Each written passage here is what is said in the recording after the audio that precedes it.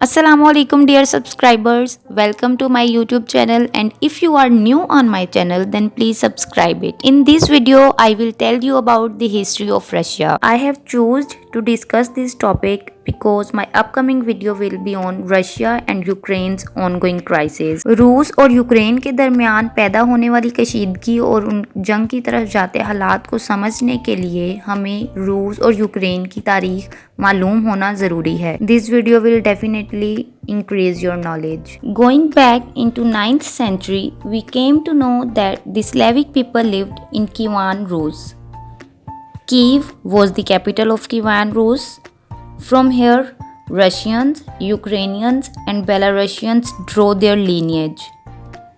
And Kievan Rus nearly survived for 400 years. Kievan Rus के लोगों का पेशा एग्रीकल्चर था और इसके अलावा इनकी तिजारत बाज़ंतीनियों के साथ होती थी. ये बाज़ंतीनियों से बहुत ज़्यादा इम्प्रेस थे, यहाँ तक कि उन्होंने अपना कल्चर और रिलीजन भी उन्हीं से अडोप्ट किया था. जैसा कि बाज़ंतीनियों के चर्चेज़ होते थे, इन्होंने भी कीवान रूस में वैसे ही चर्चेस बनाए और ऑर्थोडॉक्स क्रिश्चियनिटी को अडॉप्ट कर लिया. Even that after the fall of Constantinople there were many people who came here. 13वीं सदी में मंगोलों ने यहाँ पर हमला किया. मंगोलों की आर्मीज ने बहुत लोगों को लूटा, शहरों को तबाह कर दिया, कत्तो गारत की, लोगों को अपने साथ कैदी बनाकर और गुलाम बनाकर ले गए. Even the Mongols destroyed Kiev. And other than this, Kievan Rus declined gradually during 13th to 14th century due to political decentralization and foreign invasion. In 14th and 15th century, Moscow gradually overthrew the Mongols. Under Ivan IV, Russia began to expand. Under Peter I the Great and Catherine II the Great, Russia keep on expanding. In 1812, Napoleon invaded this area, but he remained defeated. इसकी शिकस्त के बाद रूस ने ज़्यादातर grand डीची of Warsaw हासिल किया. 19वीं सदी में जॉर्जिया, आर्मीनिया और कफकाज के इलाकों को अपने साथ मिला लिया. In world war one, Russia fought against central powers. The popular overthrow tsarist regime in 1917 that mark the beginning of government of Soviets. And during this period we know that Bolshevik revolution came. And the Bolshevik Revolution brought main parts of former empire under communist control. 1991 में USSR के dissolve होने के बाद इसका नाम Russia रख दिया गया. बहुत सारी रियासतें आज़ाद हो गईं जो कि ऑलरेडी रशिया के अंडर थीं.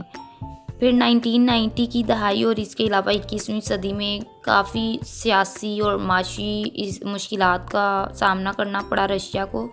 काफ़ी आज़ादी की तहरीकें चलीं, काफ़ी महाजों पर जदोजहद की रशिया ने. 2014 में रूस ने अपनी फ़ौजों के ज़रिए से क्रीमिया को अनेक्स्ट कर लिया. क्रीमिया साउथर्न यूक्रेन में है. It is extended with Crimean peninsula जो बहीरा अस्वद तक फैला हुआ है. इसका दारुल हुकूमत सिम्फरोपोल है.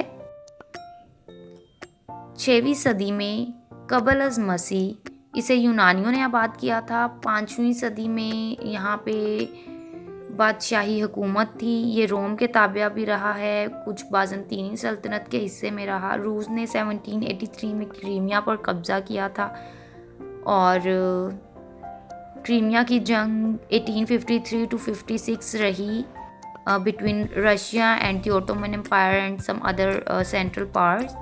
लेकिन ये जंग रशिया हार गया था. In 1921, Crimea became part of USSR as an autonomous state, and then we came to the year 1991 जब USSR सोवियत यूनियन ख़त्म हो गई और सब रिपब्लिक्स अलहदा सेपरेट हो गए और तब जुज़वी तौर पर यूक्रेन के अंडर रहा क्रीमिया. इसको गिफ्ट किया गया यूक्रेन के साथ अच्छे रिलेशनशिप रखने के लिए. बट अगेन इन 2014 जब सिचुएशन ख़राब लगी रूस को तो उन्होंने दोबारा से इसके ऊपर कब्ज़ा कर लिया और इसे अनेक्स्ट कर लिया रशिया के साथ.